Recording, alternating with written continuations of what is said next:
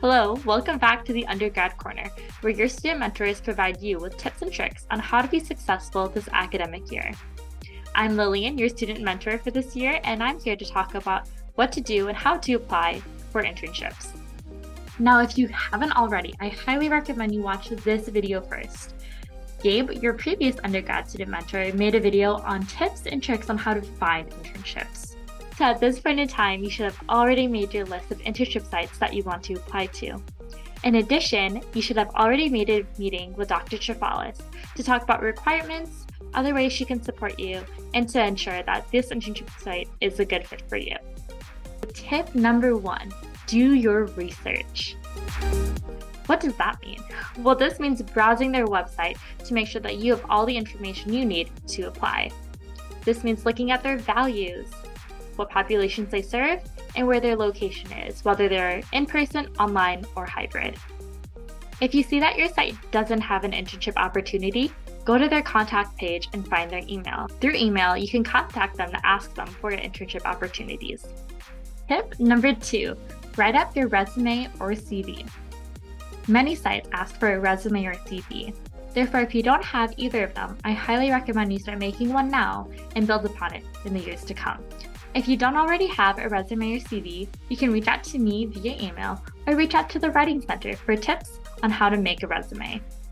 Now, it's very important that when you build your CV or resume that you have qualities that match what your internship site is looking for.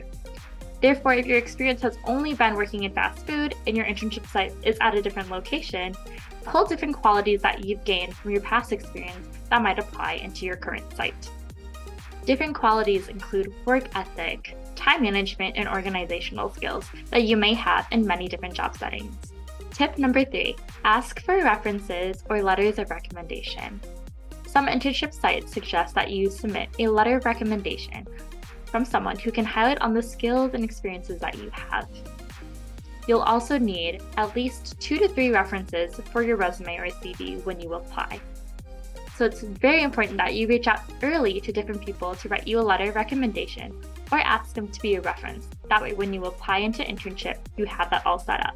If you're unsure on who to ask to be your reference, I highly suggest people you've worked closely with, whether that's a professor or a past supervisor in your job.